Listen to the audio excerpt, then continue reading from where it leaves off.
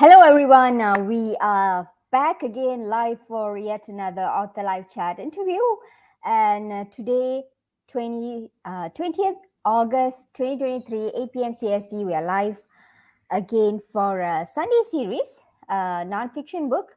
And today we have yet another nonfiction book.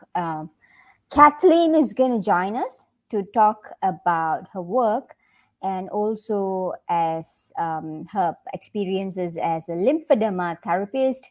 And the book is also surrounding the same topic. So today we will be talking about her book, which is on the stress management, on stress reduction for lymphedema.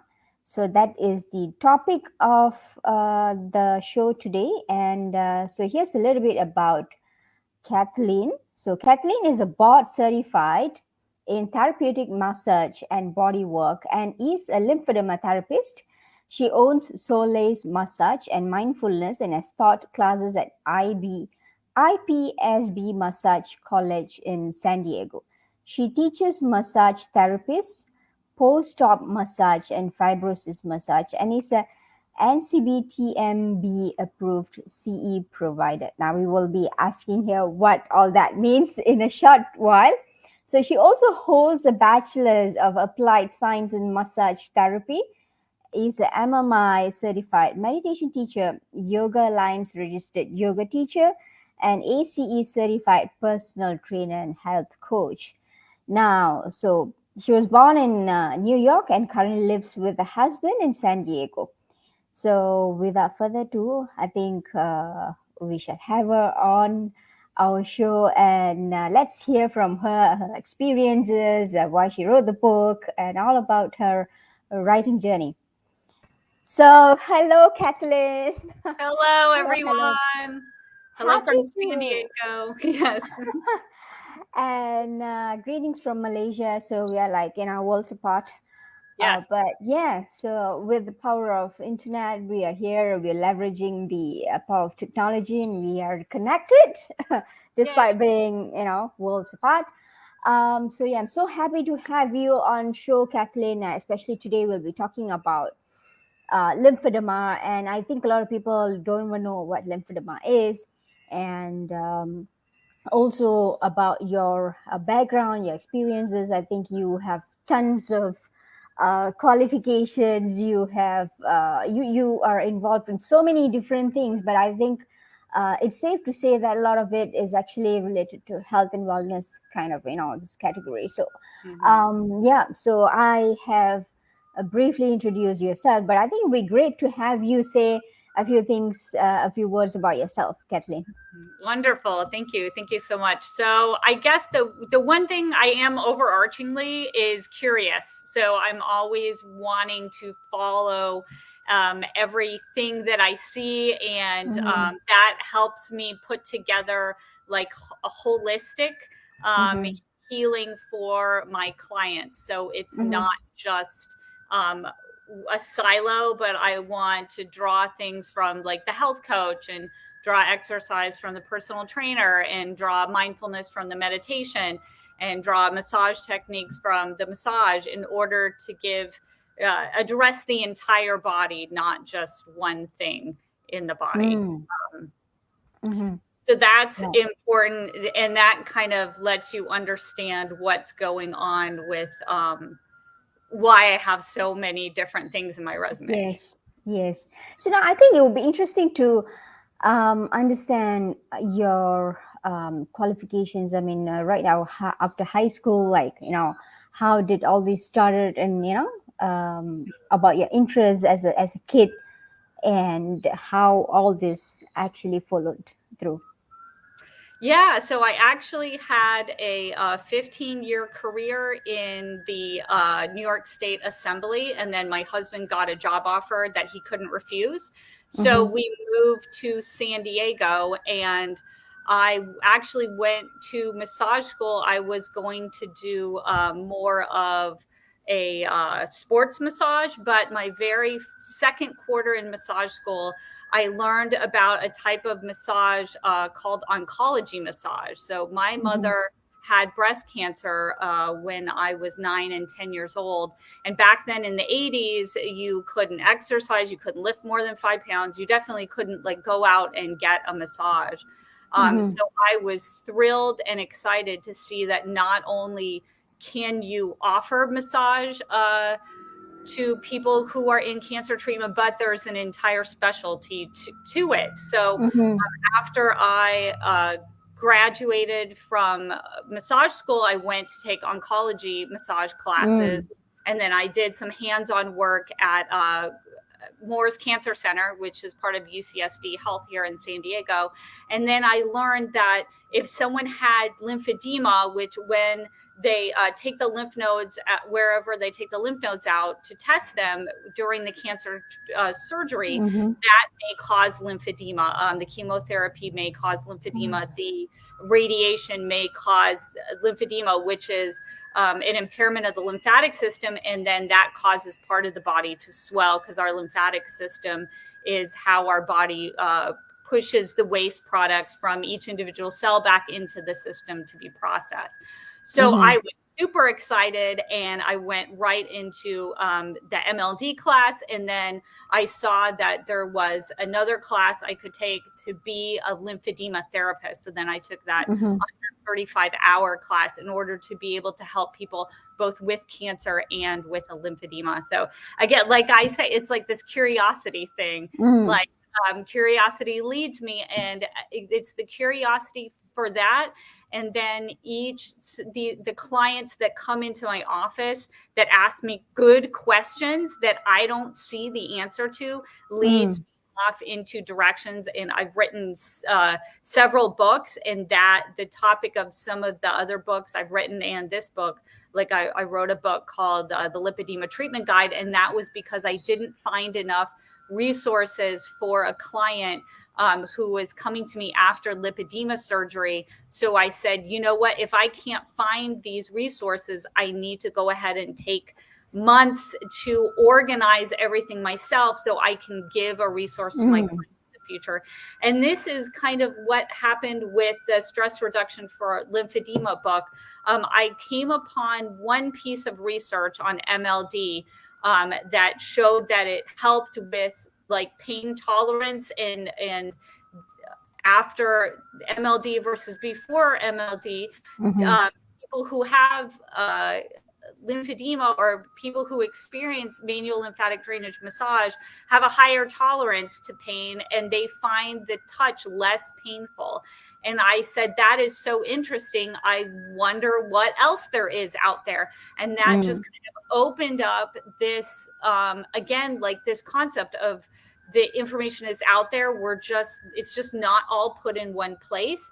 And I was stunned the amount of research that I have found on different types of treatments and how they affect quality of life, how they reduce stress in people specifically with lymphedema. And I just didn't see this out in conversations that we were able to deliver this kind of information easily and in, a package that you can seal with a bow on it to our clients. So I said, you know what, now I need to write this book. I need to write a book that shows people all the different practices that they can do at home that will help reduce their stress, which will serve as additional treatment for lymphedema. And the majority of research for this book is evidence-based, and it has been tested and published in journals. And I thought that was also very, very important because people deserve to have quality medical information, and they deserve to be able to read it easily and understand it easily and be able to know how to apply it into their lives.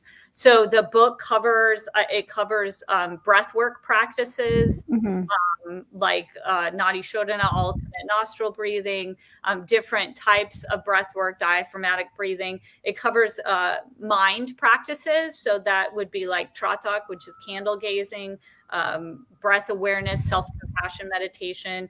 It covers practices in the body. And this is where where you see that research that I found on menial lymphatic drainage. Also, there's an amazing amount of research on yoga and how we can give adaptions to yoga to help people who have lymphedema, and a qigong as well, walking the labyrinth, water exercise, and then senses like walking in nature has benefits. Laughter yoga has benefits.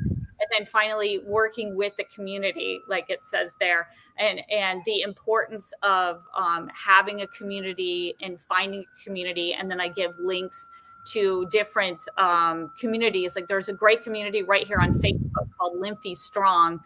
That's someone who is just diagnosed with lymphedema, or someone who's had lymphedema for a while, can join this Facebook group and find so many other people who are going through similar situations.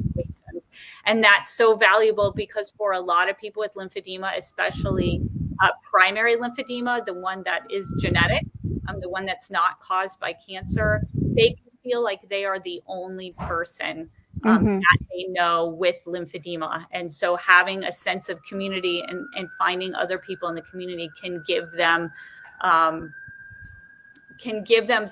people to rely on and friends that understand and know what they're going through. Right. I mean, over here, reactive oxygen species, when I read this, right, I was thinking of, it brings back to my high school memory. And and here you mentioned that the electron transport chain from high school biology. Yes, I think it's been some time since, I saw this. And so like you said, you mentioned about Nadi Shodhana. You mentioned a lot about even the Chinese way of meditation, and probably the energy balance, right? So you have incorporated a lot of breathwork techniques, not just from one part of the world, but I think from different cultures, and you have gathered a lot of information from people. So now I think people reading this would be thinking, like, what does stress got to do with lymphedema? Like, how can it how can it actually, I mean, we all know that stress is not good for the body, but particularly lymphedema and your lymph nodes, right? So maybe a little bit about that. Like, I think people will be skeptical, like, hey, if I do breath work, like, meditation, what is it going to be? How is it going to be directly affecting my lymph nodes? Like, yes. Yeah, that am is I such right to say that? Yes. Such a great question, because a lot of people are like, yes, like, I know, like, I'm too busy, I'm under too much stress, we're all under too much stress, like, and I don't have time to do all these things because I'm under so much stress. But it's really great that I get to, in this interview, really connect you from one to the other. And that is, again, it's in the book, it's research based, is that our nervous system, which is what bears the brunt of when we have stressors externally, our nervous system is the one reacting to that. The nervous system innervates the lymphatic system. So when you get relaxed and when you get into this rest and digest parasympathetic nervous system, it actually directly affects the lymphatic system. And also specifically, like, some of the practices I talk about, like yoga, the autonomic nervous system, when we're in yoga, it will affect the collecting vessels. There's muscles in the lymphatic collecting vessels. So you will actually see improved lymphatic flow during yoga, not just from the movements and the positions. Like we know, like, kind of Lymphedema Therapy 101 is teaching you that it's skin stretching part and joint movement is what's going to help move the lymph in your lymphatic system. So it's the movements of yoga, as well as the fact that yoga is affecting your nervous system because it's relaxing, right? It's reducing your stress, and that is going to improve the function of your lymphatic system. Right. So it's so interesting. And I think once people really get that, they understand that this is another tool they have to help improve, to help support their lymphatic system, is stress and how they handle stress in their lives.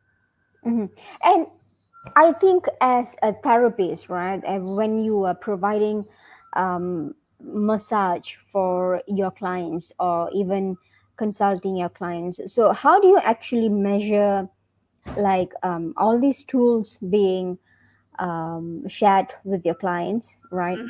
How do you actually measure the effectiveness of it? I mean, I think people out there would be wondering, okay, so if let's say I do all this that that you're suggesting in the book, right? So how do I directly see the positive impact of it, or is there a way to measure the improvements that people see? Mm-hmm. Yes. Mm-hmm. So we have scales as lymphedema therapists. One of them is a LLIS, Mm-hmm. lymphedema life impact scale. So what I basically want to see is when you're regularly practicing these stress reduction practices, I want to see an improvement in your quality of life, and I want to Okay. also see an improvement that you can feel in the range of motion. And I had a client just that came in earlier this week. I gave them one of the movement practices from the book that she wasn't doing before, and came back to me the next week and said, hey, like, she likes the movement practice, but you know what? When she didn't do it for a couple days, she felt a tightness. And I was Mm, like, sometimes it is. Sometimes it's like mm, you don't really see the benefits until, like, for whatever reason, you get too busy and you skip it, and then you really see the positive benefit that it's had in your life. But the interesting and fantastic thing about doing things that are supported by research is you can look in the research. If you're a therapist and you really want to say, hey, I want to get my hands in this, I really want to work hand in hand with my client to test this, the research will tell you in the journal articles what measuring scale that they used. And there's a lot of scales that you can just publicly quickly pull up and be able to say, hey, like, it'll be like a 12 question or a 14 question survey. Like, on mm-hmm, a scale of 1 to 4, how difficult is it for you to do this? How difficult is it for you to do that? How often do you feel overwhelmed during the day or during the week? And then have them do the scale before, if they really want to, if the client wants to do this and to prove to themselves. And then again, like maybe a month or 6 weeks later, do the scale again, because sometimes day to day, you don't really see the impact mm-hmm, unless you skip a few days, but you don't really see, kind of like looking at your face in the mirror, you don't see a change, even though other people can see a change, like after you've had mm, surgery. But using some kind of document or tool might be worth it for a certain client. So you definitely don't have to over test clients if this is not what they're going to respond to. But I mm, definitely I've done that in my other part of my career as for post plastic surgery with people who had sleep issues, and definitely them who had sleep issues but didn't fully understand that they had sleep issues and this was damaging to them until they took like a little quiz and they were like, oh my gosh, I do have insomnia, I really do need to address. mm, So maybe if as a therapist or as someone yourself, if you're like, how big of an effect does this really have on me? Maybe taking some of the quizzes, some of the tools would really kind of put it in perspective for you, that it's like, hey, maybe I do need to take 10 minutes out of my day and start doing these stress mm-hmm, reduction practices, because stress is really overwhelming me in my life. right. And you mentioned this. I think it's a little bit tricky because when it comes to stress and the direct impact it has on our health, right? Like your book also touches about working with community, right? So I think maybe let's just say during the COVID period, right? A lot of people, they have been living alone, or probably a social life has been greatly impacted. Mm-hmm. So are these also some of the things that contribute to indirectly contribute to um, lymphedema, probably issues we have with our nervous system, lymphatic system? And just, overall stress that just weighs heavy on you all the time. And that was why actually I made a choice in this book that I made one of the very early chapters, an entire chapter covering the emotional impact of having lymphedema. And lymphedema is, for the amount of people who are actually affected by this disease, it is stunning how difficult it is for someone to find a professional, a full-time professional that is not a lymphedema therapist that has a thorough understanding of this disease. It's almost impossible to find the average physician that really deeply understands this disease. So the people who are living with lymphedema are kind of sailing their own ship. They are the captain of their own ship. So they really have to gather their own resources. And it's frustrating because if you have a heart condition, you have a cardiologist. But if you have lymphedema, you don't regularly go for visits on, a monthly basis to a lymphedema therapist, because in America, the healthcare believes that it's a chronic ongoing disease, which it is, that, you are in charge of your own care until something happens, and then you have some other thing happens besides just the slow progression of the lymphedema. So this is where the stress comes, because people don't find as many resources as they should find with their healthcare providers. They are having to go on the internet and going to support groups and going to their lymphedema therapists and trying to find the resources to deal with this daily. The other difficulty with lymphedema is it's a positive and a negative, but it's slowly progressing. So you can ignore your lymphedema for a while before something happens. So it's not like, like if you have diabetes and you don't take your insulin, like you feel it fast. But with lymphedema, it's this very slow creep of symptom progression, which doesn't put it high on the to-do list if you're overwhelmed with everything else that you have to do in your life. Right, exactly. I mean, so I think people out there, the general public, would be wondering, like, how can they identify the symptoms of lymphedema, or how is this being diagnosed?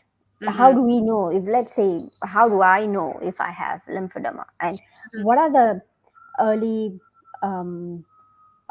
ways, the techniques that people can actually take or do in order to identify if they have lymphedema?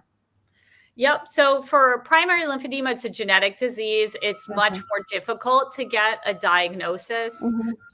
But secondary lymphedema is a little more straightforward. So this will be the beginning of it is that in America, the beginning of it is that you have cancer, and either you have an oncologist that you can talk to about this. So you had cancer, and the lymphedema can develop if you've had the lymph nodes out, whether they're positive or negative, if you've had chemotherapy, certain types of chemotherapy, if you've had radiation.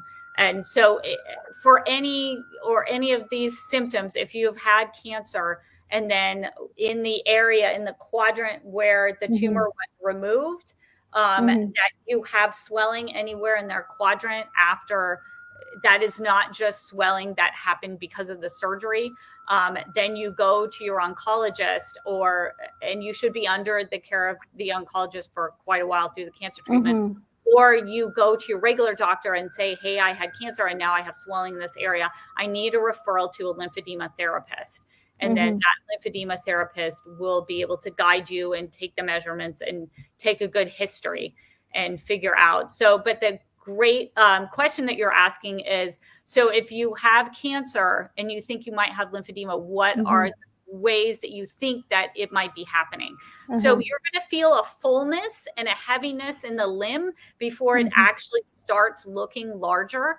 If it starts in the hand, it might be that like that ring that used to fit you, all of a sudden your fingers are a little bit too big. You can't fit the ring, that bracelet or watch that used to fit, all of a sudden you have to put it on that wider hole, the next hole up. And it's good to know it for us. And it's even better to know it because a lot of us have had, with the prevalence of breast cancer in the population, I think it's like 1 in 8 women will have breast cancer in her lifetime. There are female relatives. So when you're together for the holidays or you're seeing someone, you know, why doesn't your aunt wear that ring that she loves anymore? Why isn't she wearing that bracelet that she loves? And then the other thing could be like close fitting clothes, like the t-shirts that are very slim fit in the arms. Like is one arm feel tighter? The arm where you had the breast cancer, does that arm feel tighter than the other arm when you put the same shirt on? And then a good one in the back is if you're wearing, because sometimes the swelling is in the breast and it can go into the side. So if someone is wearing a tank top, can you look at them from the back and then one side of them looks different than the other side? And that could be good. Just so again, you're looking at Aunt Mary from the back, or you're looking at her t-shirt and you're, you know, figuring out that she's not wearing that, her favorite slim fit, you know, long sleeve shirt anymore. And then, or she's saying, you know, like this arm always feels heavier. It feels tighter. Those kind of symptoms are when you want to start trying to get that referral to the lymphedema therapist, because they can get some initial baseline testing on you and then give you some risk reduction advice and exercise advice and a compression sleeve to wear. Right. So now coming to your book, right? I mean, like being a therapist, right? For a very long time right now. What made you think that you should write this book? You know, at what point you want to write this book? Yep, I got excited about the research, and I got excited to share this research that I was seeing. And it started with that one study on MLD, that MLD can also affect pain. And then I went back and I said, there can't just be one study. And the interesting thing about manual lymphatic drainage, that's the MLD term. I know we started this, you started the interview with the bio, which is like alphabet soup. I know there's acronyms in this is like inside baseball, but that's the name of the gentle skin stretching massage that we will give people who have lymphedema diagnosis. So the type of massage is called manual lymphatic drainage. And there's conversation in our profession right now about manual lymphatic drainage and its value, because how well is manual lymphatic drainage alone moving the fluid? How well does it work? And I was just saying, you know what, I don't want the only role of manual lymphatic drainage to just be like taking fluid from one area of the body and putting it into the other. It has so much more value to it. And that one study that I read with the pain relief was just the tip of the iceberg.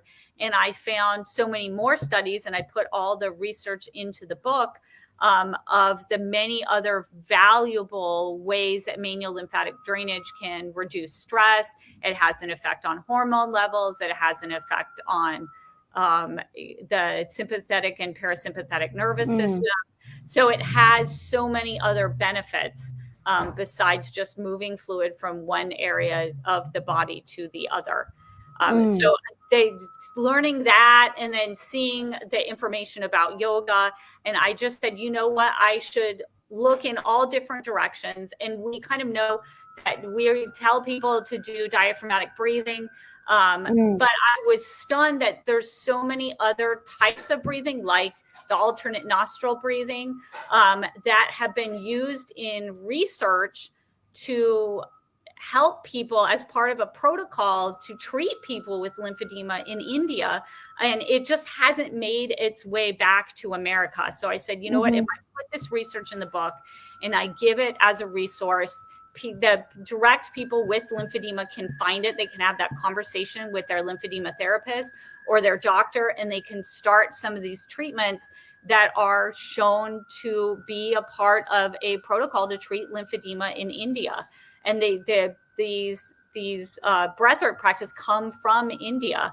So let's look at the research from India and see if we can apply it for people everywhere in the world. And I think it's a very noble goal to try to bring together the research from all over the world to give people a holistic and like a worldwide treatment for lymphedema that draws from many different areas of wisdom around the world, and researchers, lymphedema therapists working together all around the world. Right. Now, I also wonder if people can actually,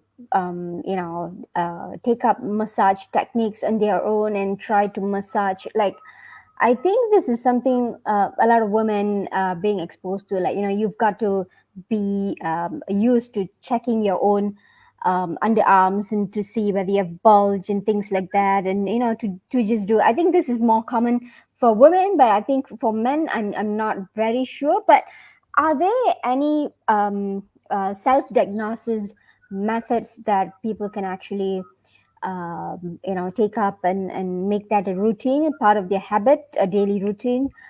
Or if there are any massage techniques that they can actually do it for themselves, on their own.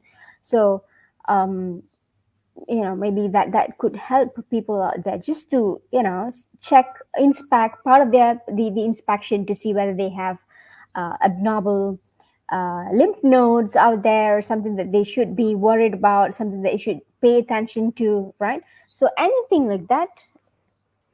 So yeah, we talk about self-breast exams and then going under the armpits, feeling the lymph nodes. And if you feel lymph nodes, your next stop needs to be sending that email and making that appointment with your physician and talking to them, because then you need to be screened for cancer, because that might be the lymph node, if it's inflamed, is fighting something. But as far as self-MLD, it's an amazing practice that you can use on yourself. There's 2 terms for it. So you can look on YouTube for self-MLD or simple MLD. But I can actually lead us through the next sequence. And this is something that everyone can do. And especially if it's like cold or flu or sinus season, you can do this. And then I'll do this when I'm flying, after I'm flying. So we can start with our hands, and we're going to go right on the clavicle here. And then right above the clavicle, we're going to go out and then down. And we're going to just attach to the skin and gently stretch the skin. You see, gently stretching. Yep. And then we can go, you can look and see the muscle. If you turn to the side, this muscle that pops out is the sternocleidomastoid. So it goes all the way up to behind the ear. So we're going to put our hands over that muscle, and then we're going to push back and down, back and down. And this should be very relaxing, nurturing movement, draining the lymphatics all up and down the neck, going back and down. And then we can get our Spock hands, or if it's more comfortable, just these hands. And then the bottom of the ear is going to be right there in between the fingers. And then the movement is back and down. So you're really moving that ear around. That should feel really good to do that. And then this is good because you're pressing with these fingers on the auricular lymph nodes. So there's some lymph nodes right behind your ear. And then these 2 fingers are just press and move around behind the ear. You can't feel these lymph nodes, but they're there. And then so moving the lymphatic system. And then you can move back down, and you can do the hands either way, whichever way is comfortable. And then you're just gently moving back down to here. And while we're doing this, I think it shouldn't hurt, right? I mean, at any point, it shouldn't hurt, right? No, we're just moving the skin. So we're moving the skin around. If I go deeper, I'm in muscle. So it doesn't have to hurt. It's just you moving and stretching that skin, stretching that skin. And if it's deeper, I mean, and then I go crazy because I'm the massage therapist. So I'm massaging, like the back of my spine right now. Everyone has neck problems and sore necks. You can definitely get into the neck too. And you can go with a little duck hand. So this is more of just a nice, gentle massage rather than lymphatic work. But a lot of people have neck pain. And so this is something I'll tell. And we're just kind of squeezing and bringing up the tissue. So I like to say there's going to be sensation when you massage yourself, but I want to hear, and when I talk to people in my treatment room, I say, if your body is saying, ooh, like that hurts so good. Like, I know you're like, yeah, like, oh yeah, right there. Like that's the sensation I want to feel when you're self-massaging and when someone else is massaging you. But as soon as you're like trying to brace against it and like, okay, I can do this, you can go harder. That is your sympathetic nervous system, your fight or flight, because you're fighting against it. That's not calming. That's not parasympathetic. That's not rest and digest. That is not, oh, it hurts so good. Oh, like this just makes me relax. Like, please, thank you. Do the, this is so good. It feels nurturing. It feels healing. That's the parasympathetic, that rest and digest, that relaxation response that's going to be anti-inflammatory for you. That's going to help that lymphatic system to that fluid. Because when we're in fight or flight, when it's like for our ancestors, when we would run away from the tiger, when we were the bear, that our body does not care about how fast is your lymphatic system moving. It's about getting the blood to the muscles so you can survive. When we're in rest and digest, then it's like, okay, let's get the lymphatic system moving. Let's move the waste products out from the body and process them and then heal our wounds. So we want to get into that rest and digest parasympathetic nervous system where we're signaling our body with this gentle, nurturing touch that it's okay to heal. Right. So another interesting thing that I want to share over here is that, so this, if you have heard of aerial yoga, so, we do this. I mean, I go for classes and this is something that we do, right? So the hammock will tightly, you will wrap around this hammock around your legs, and it would hurt. It would really hurt. I mean, when you are wrapping yourself around twice, it will get even tighter. And what happens is that it really hurts. So at one point of time, my yoga teacher was saying that, if it hurts, she says, if it hurts, it shows that, or it signals that your lymphatic nodes, or probably the fluid is not flowing well. I mean, what she says is that it shouldn't hurt. Apparently, it shouldn't hurt. So if it hurts, it's some sort of a massage when we are doing that. So it is, I think, trying to undo the lymphatic nodes and then trying to relax, trying to get the movement, under your legs, right? So I think that is what she was trying to say. Is this true? I mean, I would ask her where she's seen the research that shows that, because you can look at that we have imaging that you could potentially test that. I've never heard that before. Aerial yoga would not be the yoga that I would suggest first for someone with lymphedema. And I want to, but this really greatly introduces me to let you know some of the adaptions that we can do with yoga. So if you have a current aerial yoga practice and you'd like to talk to your yoga teacher about how you can safely do aerial yoga after you have lymphedema, that's fantastic. But if you're like, oh, Kathleen said yoga might be good for stress reduction, I wouldn't start with silks. So this is published in the Journal of Lymphedema, and it's the adaptations include we're going to avoid heavy loading of the affected arm. So I think that would be the first thing. If it's the leg or the arm that we're wrapping something around, I wouldn't do that. We're also to restrict static postures and encourage more continuous movement. So we don't need to hold something for 20 seconds. And I've seen a lot of yoga teachers that will introduce a little movement into the yoga postures, including breathing exercises is also good. And not only we can do some pranayama before we start, and the breathing exercises will help move the lymphatic fluid in our central lymphatics, but also these breathing exercises like the diaphragmatic breathing can be coordinated with the flexion and extension of the joints as we're doing the yoga posture itself.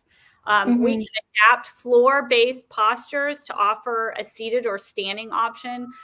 So you don't need to just do chair yoga if you have lymphedema, but you can definitely do, if you have a lymphedema practice, if you have a yoga practice already, you can try to continue your standing practice.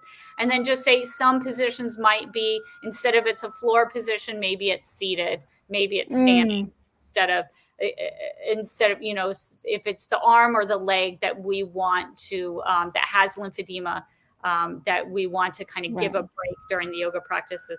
And then as far as sequencing, and this would be really interesting to the yoga teachers, we're going to begin with postures and movements that include clearing lymphatics of the trunk and then move distal to proximal in each arm or each leg. And in this, in the book, I offer the link to two practices, two protocols, one for one for arm lymphedema, upper limb lymphedema, and one for lower limb lymphedema. And these are research studies that if you read through the research study and then you look to the bottom of that research study, they will actually give you the specific sequence that they used in the research. So you can find inspiration as a yoga teacher from their protocol and kind of understand how they sequenced and why they sequenced like they sequenced. Fantastic. So really great opportunity for yoga teachers.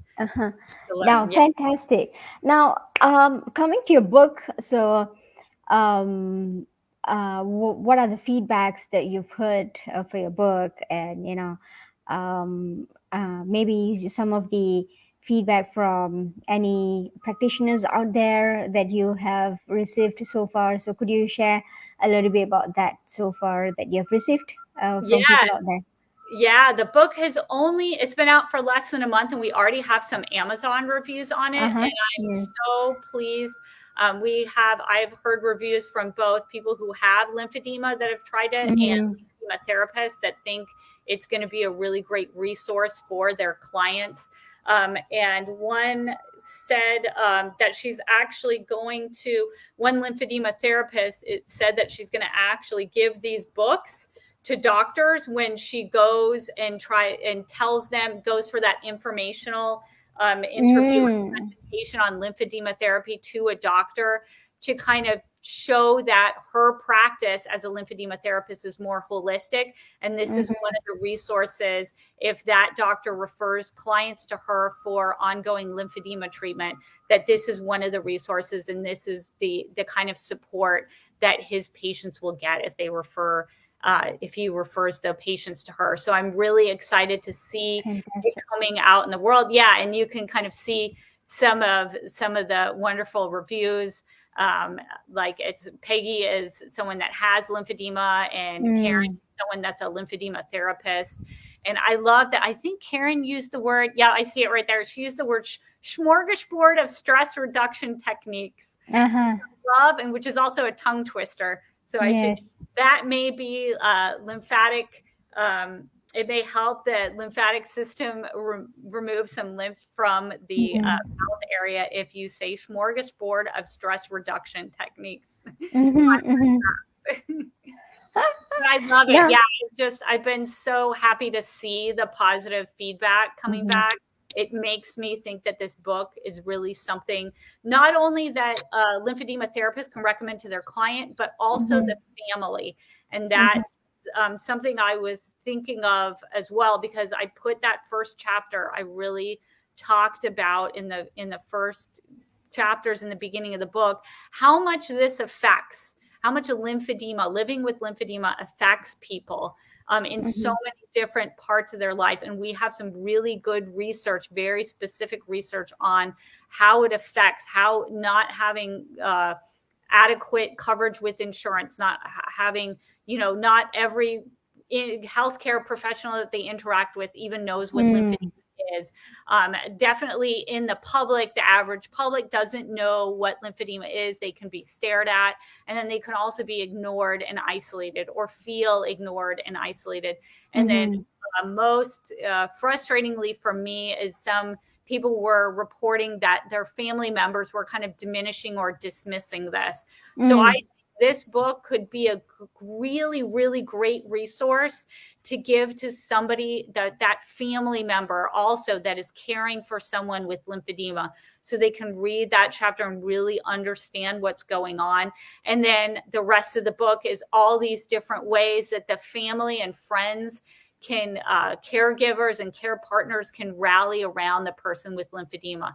So if it's somebody that you love has lymphedema, grab a copy of this book and then say, hey, like, let's do this 6-minute TISO exercise that Kathleen talked about with the grandkids, because the grandkids will love the little exercises.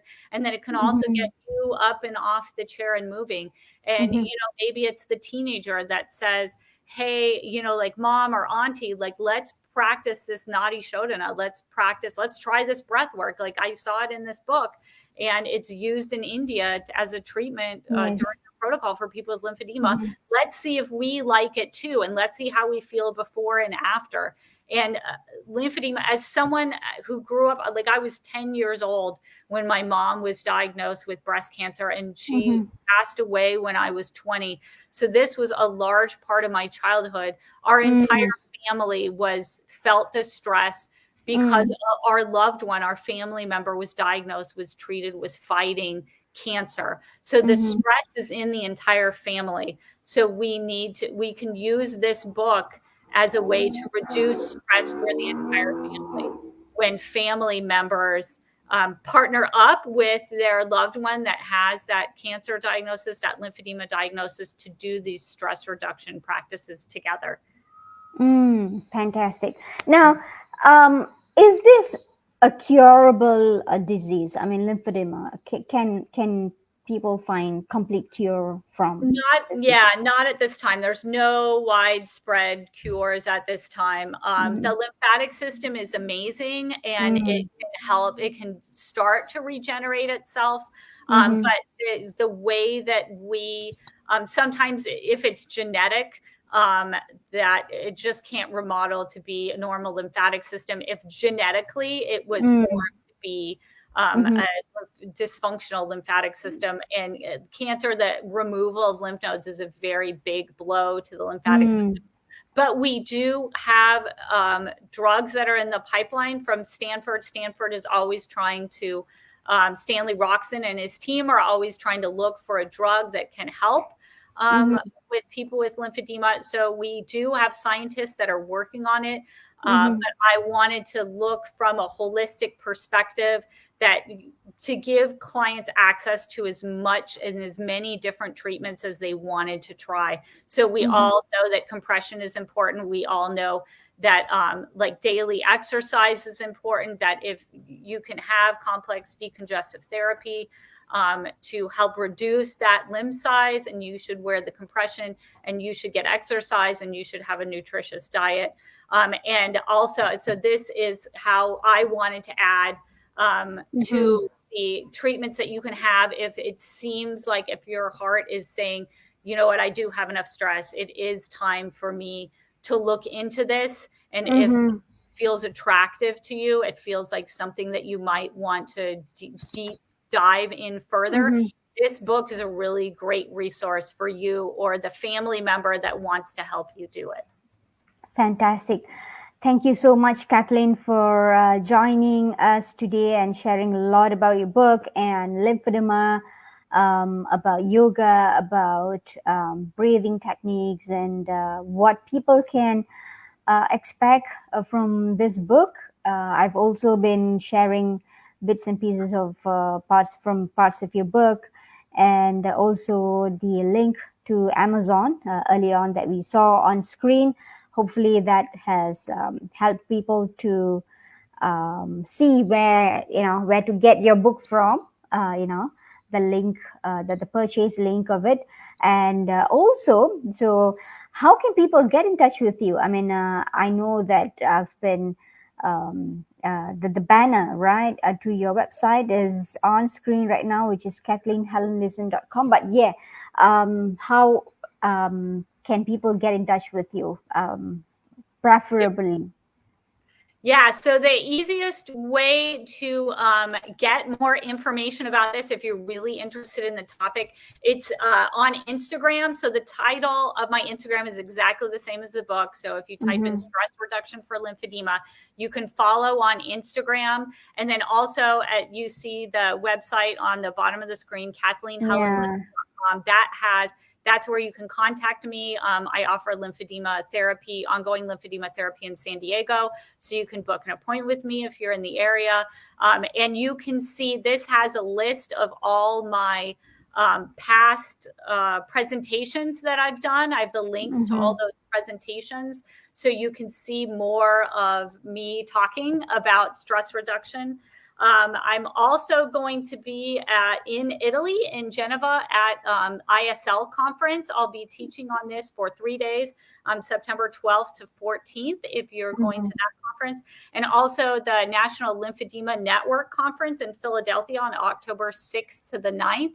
I'll be attending. I won't be speaking, but there may be an opportunity for people to see me and talk more about this on Sunday. And I am so excited. I'll have more details closer to that conference. So if you're a lymphedema therapist or someone who has a lymphedema diagnosis and you really want to know more about it, the NLN is an excellent organization to join. And if you're in Philadelphia, I highly recommend attending the conference. And yeah, you can see right there all of tons of resources.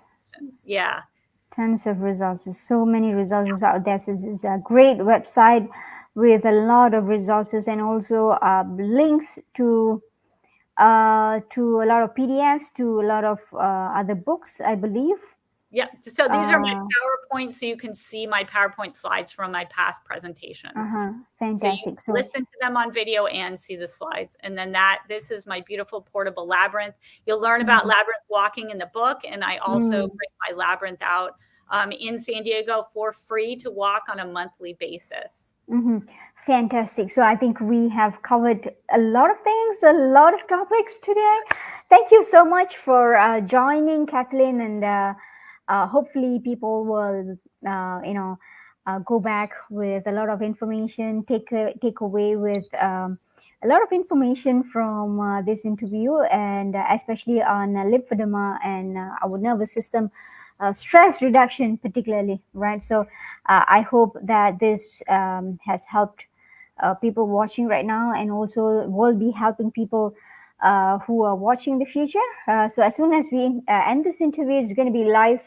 It's going to be, the replay is going to be available to watch almost immediately on Facebook, and I will also be putting this up on YouTube, right? So it's going to be on YouTube as well. I will be sharing the link across to you later on, and also on other social media. I think Instagram is having a little bit of issue to upload the entire interview right now. I'm not sure what's happening on their end, but I used to do that, and it used to be really helpful to have it up on Instagram. I will try that again just to see if it's working on Instagram, and I will send you the links I'll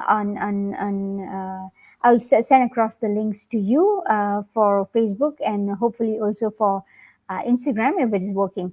So yeah, thank you so much for taking up your time today to talk to us, and for joining the show. Thank you so much, Kathleen. If you have anything to say to people out there, do you have anything else to say to the viewers out there? Yes, I want to echo a statement that I learned from a doctor in India when he was talking about lymphedema and lymphatic filariasis, and that is, you are not alone. You are not alone. There are resources out here, and we want to get those resources together to help you. Fantastic. Fantastic. Thank you so much, Kathleen. Till we meet again, hopefully. Till then, take care and stay connected. See you. Thank you. Thank you. Bye-bye. Have a great day. Bye.